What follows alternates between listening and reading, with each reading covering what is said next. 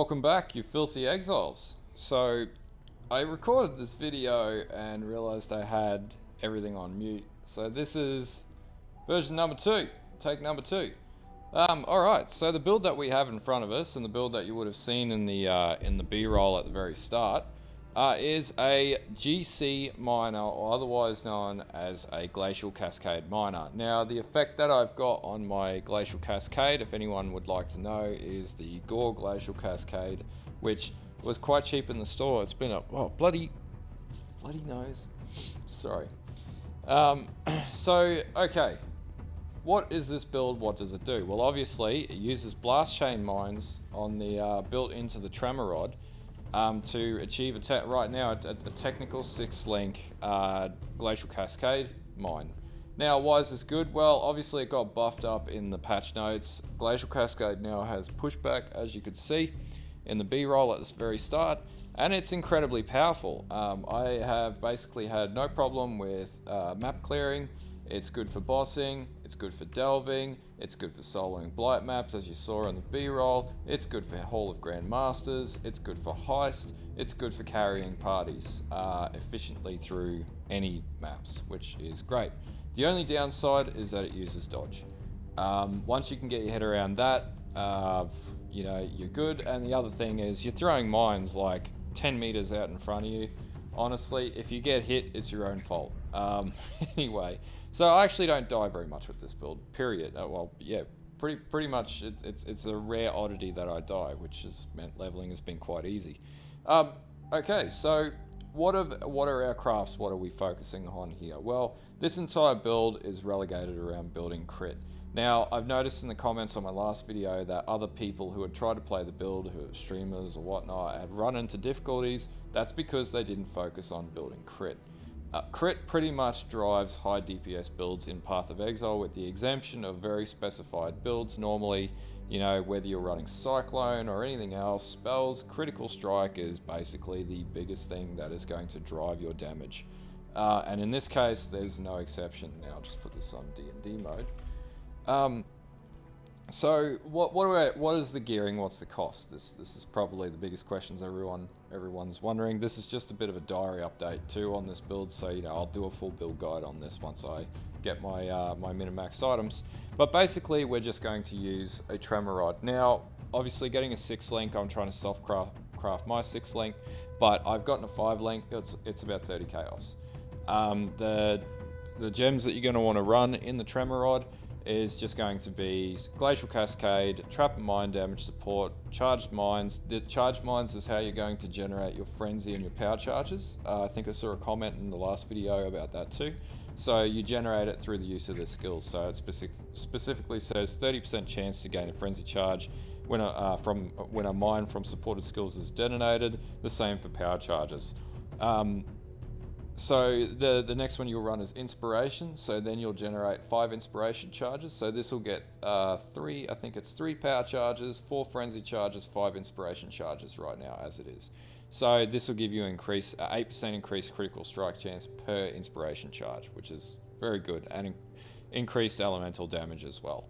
The next one is going to be Cold Penetration. Now, I was finally able to get an Awakened Cold Penetration. These are actually only 30 chaos. So this just feeds back into what I was saying earlier, that basically this build is dirt cheap. Everything that goes into this build is dirt cheap. So helm-wise, you're going to be running I'm just running a Lion's Pelt. Now, I got mine with increased Glacial Cascade damage. That was, I think, 5 chaos or 10 chaos.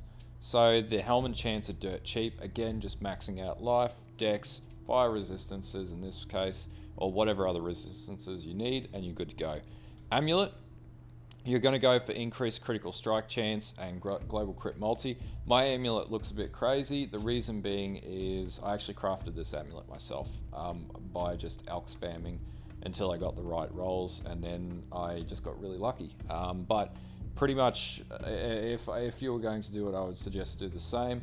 I think there's an All's amulet you can get too. That's going to get rid of the reservation for hatred, but we have another way of doing that, and a much cheaper method of doing that for right now.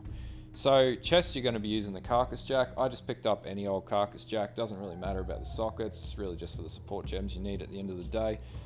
Pretty much you're going to be running Skitterbots in there. You're going to be running a Chaos Golem for that, and then the odd chance you get hit, you get that physical damage reduction. And I also run Clarity to sustain my mana pool while I'm throwing mines. As you can see, mana is not really a very big issue for this build. The other benefit of the Carcass Jack is obviously the increased area of effect and area damage, which are all really good points of the Carcass Jack and why I'm using it in this build. It also gives you 1000 evasion and ES, so our EHP is like, was it 4300, something like that. So our first ring, we're just going to use an Essence Worm. They're dirt cheap, like, was it 10 Chaos? No more than 10, 15 Chaos. This is going to be where you socket your Hatred. And then basically that'll jack that gem up to level 22, and you'll do a shit ton of damage. Second ring, just focusing on life and resistances. Belt, same, just a Stygian Vise, life, resistances. In this case, I got lucky and got one with Energy Shield. Now the eye jewel that I've got in there is just a Hypnotic Eye, and it's just maxing out cold damage to spells. Now, I would suggest getting something with crit, but cold damage to spells is fine as well, and this gives us more health as well. Glove-wise, literally just need dirt cheap Dex gloves with evasion, maxing out resistances and health where possible. The other thing that you'll need specifically on your gloves is this roll for 43%, in this case increased damage with hits against chilled enemies. Your Glacial Cascade is going to chill enemies constantly, so this is going to increase the damage by 43% again. You can pick these up for 2 Chaos, literally dirt cheap. Boots, I just self-crafted these boots. Pretty much you want to go for 30% movement speed if you can, max out resist, get as much life as you can. Whatever you put on there as an enchant is completely up to you. As with gloves, it's completely optional. I haven't really focused on mine yet. And then pretty much if you can get Tailwind, even better. Flask setup, just Diamond Flask, Jade Flask for evasion, Quartz Flask. Diamond Flask is going to give you increased crit, obviously. I've rolled mine with increased movement speed during Flask effect to basically double up as a technical Quicksilver Flask as well. So Quartz Flask will give you dodge. I've got mine with freeze immunity, and then I've got a Basalt there, which, I'll probably change that and get a Taste of Hate or something like that as well. Outside of that, the only other thing that is costing us Chaos in this build is our Cluster Jewel. So we're just going to get a Cluster Jewel with Guerrilla Tactics and with Surprise Sabotage. That's just going to buff your damage up further. These go for about 30 Chaos. So as you can already see, I won't explain the build tree in this video because it's quite simple to follow, and I'll put a POB in the description, so I'll let you guys have a look at that one just in the interest of keeping this video down in time. Guerrilla efficient explosives, you're going to anoint to your amulet. To anoint that, it's probably like 5C in oils. It's a really cheap node. So I think the most expensive oil is a violet oil. That's it. Fundamentally, that's it. The jewels that you're going to run in this build pretty much are self-crafted. Well, I crafted all of these myself. I just went for crit multi, mind damage, and if you can get crit chance on that as well, then obviously get crit chance on that, or spell damage or cold damage to spells. So I've got a second one here as well. So life and crit multi. That's it. That's as hard as this build gets.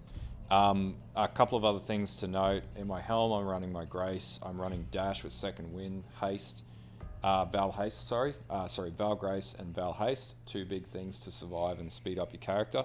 They drop in side areas. I didn't have to buy any of these. Also, in my boots, for my defense setup, I'm running Custom Damage Taken, Immortal Call. I'm running Phase Run on there too, just in case I get hit, then it increases my dodge. And Frost Shield. So the interesting thing about Frost Shield is it doesn't really classify as a guard skill, so it pops at the same time as when you actually take damage for Custom Damage Taken. So it actually gives you a secondary shield layer of defense for survivability, which is why I don't really die. It's incredibly good. It also gives you spell crit chance per stage while in the area, so then you can dish out more damage as you go. In my gloves, I'm running Frost Bomb, and then I've got a Hex Touch support, Spell Cascade, and Frostbite. So this just applies Frostbite. This is good for taking down bosses, basically. So you'll pop this, and then you'll just smash mines. and then it'll just be a complete chaotic mess of just everything. Anyway, that's pretty much the build. There's nothing else to it. Map your Q to your mines, map your W. I know people have hit me up. You can map it to detonate mines to your walk button as well. So you drop a mine, and then as you walk, you're just basically constantly going off. I actually don't like to play like that, but you know, you can do that if you want to do that. Anyway, feel free to take this build, use it however you want. It's very easy, high damage, has no real problems with any content. I'll be putting out a proper build guide for this as well in the next week or so. Once I get my 6th link and get that popping. And the 6th gem that will be in here will be a concentrated effect jewel, and that'll increase that damage by considerable amounts as well. And because we already do so much AoE damage, it won't impact the scaling. In fact, you know, this is excessive as it is right now, so you know, you're still going to clear maps in tons of bloody gore and glacial cascadiness. It might just be a touch smaller than originally set out in this current build.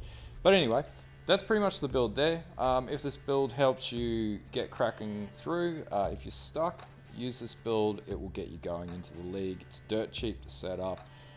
You can self-craft a lot of the gear outside the Tremor Rod and the Essence Worm, and then that's pretty much all there is to it. So yeah, if you like this video, drop it a like. If you don't like this video, I can't help you with that one, but you know, the option to dislike is there. I've also set up a Patreon too, just as the channel's growing. I'm growing the channel, so you know, there's no requirement whatsoever, as is my motto. But feel free to drop into the Patreon and check it out if you feel you want to. That link will be in the description as well. Anyway, until next time, have a good one and bye.